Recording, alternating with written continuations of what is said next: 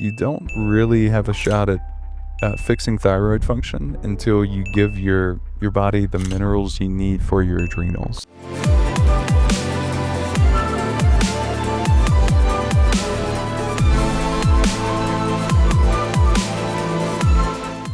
Imagine you have your yard. Maybe it's the yard you grew up in, the yard you have now, and you have a beach ball in the yard. That fits well. The ball fits in the yard easily. But if you were to take the yard and try to put it in the ball, that doesn't work. You have to take pieces of the yard and put it in the ball. So now the ball is the red blood cell. And we're taking fragments of the yard, which are, minerals, and we're getting that into the red blood cell by making them tiny, and it's just doing what the body, it's getting the minerals into a state where the body would already get them to this place if they went through the digestive system. So the other thing I'll say on a bunch of different forums, because I know people have been taught that for forever and ever now, for the last 10 years really.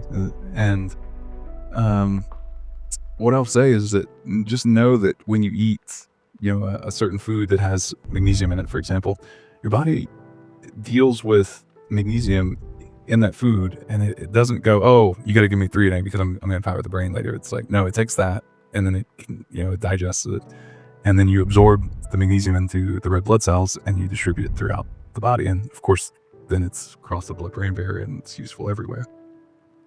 So that's the way to look at it. I hope that wasn't too technical for some people. I think it's a great question. And I hear you so loud and clear on that. And I go back to your analogy because I love analogies and I think we all get them because they're just, you have a deep science background, but so many people are like in a hurry. They want to know like the quick 5 things. But I'll say this, like I've always had this really maybe misunderstanding that you can clear up for me when it comes to transdermal spray magnesium versus sublingual.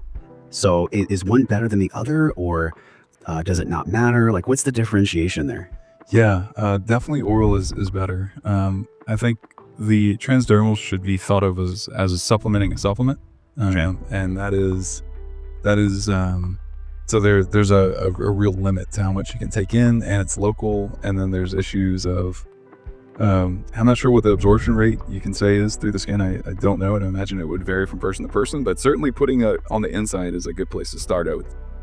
Is like, because if it was transdermal that was most successful, I would just do that. Yeah. Now we could take our technology and put it into a cream and do that. And still it would be less effective as taking it internally. Yeah. There's still just layers of things.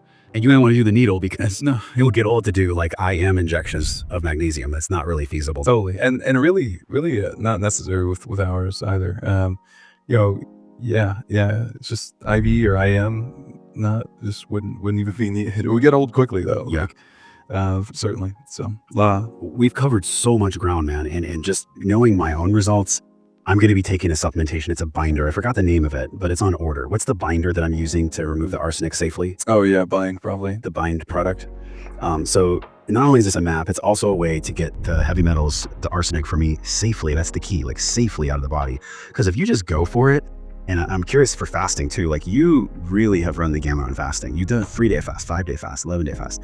When we do 3, 5, or 11, like these longer fasts, there's certain things that we should be supplementing with. And I'm curious, when we supplement, does the body naturally start to slowly and safely remove these heavy metals as well? Or do we need the binders when we do a fast? How does that work, that whole cycle? I like doing a binder in the evening. It's a really good question. I like doing a binder. I also like it just in general because fasting is one of the coolest things. Is imagine this is your gut if people are watching this on video, and I'm putting my hands together, my fingers together so that they can hold water essentially. Like imagine that is the microscope of your gut lining. When you're not eating, you give your body, it's self-care, it's rest. Yeah. So the body starts to heal itself, and when you allow the body to heal the gut, then, and I'm writing a book on this about how to do all of this, a lot of different takeaways I've figured out around minerals, and also fasting and not eating, and the problem with bliss point foods, all sorts of things. But when we get back to this point of now our intestines are healthy and our whole digestive tract is really healed, we eliminate toxins, including heavy metals, more easily.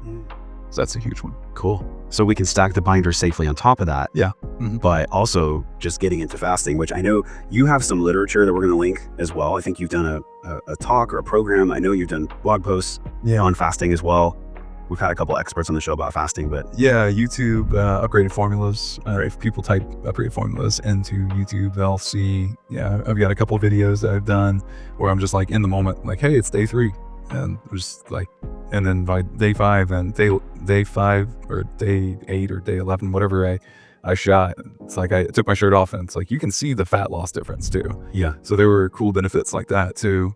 And then you get hormone regulation and upregulation, which is nice. Just about rebalancing there. And you start to see like, wow, I'm not reaching, when blissful point foods are off the table, and intermittent fasting will teach you this too, then you realize you're like, I don't really want to eat broccoli right now, or I don't really want to eat cabbage or steak, but I would like to eat that bar over there that I know is like salty and fatty and, and you realize, oh, I'm not actually hungry, and then you realize on longer fasts how we self-soothe with food. And that was super interesting. I have a lot of takeaways for people there. Cool. Well, the ground we covered is immense, and obviously we're like scratching the tip of the iceberg. So below the surface of the water is so much more, but you can really only access the surface of the water by doing the test. I mean, that's the starting place. Whether you're a practitioner, whether you're an enthusiast, whether you're somebody on a health journey like myself, you got to start with the map first. So thank you for coming on the show. And with all the shows you've been on, because you've been on quite a lot of shows, what's something that someone hasn't brought forth to you? Like, what's a question that you've always wanted to answer?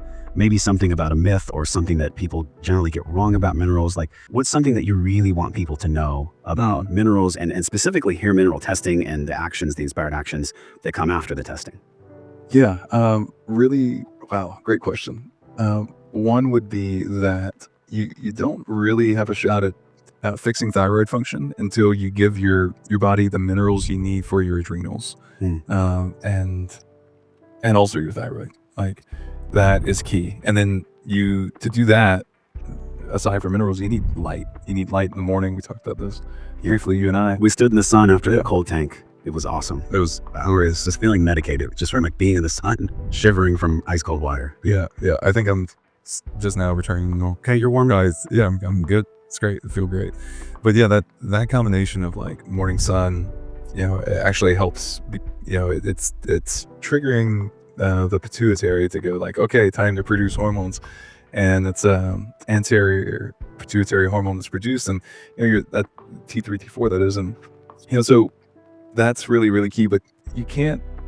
I don't want to say can't. You have to have the minerals to have the hormones. Inadequate supply, demand, consistency, and if you don't, then you'll have you'll have weight gain, you'll have hair loss, you'll have all the things outwardly that we don't like, and then internally you'll have malaise, you'll have low energy, you'll have fatigue, you'll have brain fog, you'll have poor sleep rhythms. So really any physical symptom is going to be in part dictated by this world of minerals, because it's the elemental world that we're built of. We are nature. It's so easy to forget that. So thank you for the reminder. Thank you for all the knowledge you've shared. I feel like I was talking to a scientist, which you are. And thank you for the discount too. It's wellnessforce.com/upgraded. We have a great discount that you gave to our audience. So thank you very much. Also, I want to say, like, I'm going to be doing this process for myself. So you guys can learn with me. So wellnessforce.com/upgraded. And as we say goodbye, this world that you've been in for so long of science, there's also emotional intelligence here too. So at the intersection of like all your education, your science, your personal story, overcoming, helping people, how do you see wellness? What do you define as wellness? What does that mean when Barton lives well? Love it.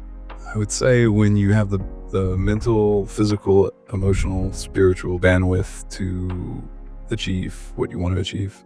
And sometimes that is reading a book, sometimes that is going on a run, sometimes that is having the bandwidth to sit through a conversation that's difficult, to show up in every aspect of life that you want to show up in. It comes back to that energy equation, Yeah. We can't have the energy if we don't have the minerals. Yeah. Obviously. So man, it's been a pleasure to get to know you. I really thank you for the way that you guided me through this test. And I know that your team can take care of anyone that's interested. So for sure, thanks so much for coming on the show. And until Barton and I see you again, Go to wellnessforce.com/group. We're talking about Barton. We're talking about Upgraded. So meet us there. And until we see you again, Barton and I are both wishing you love and wellness. We'll talk to you soon.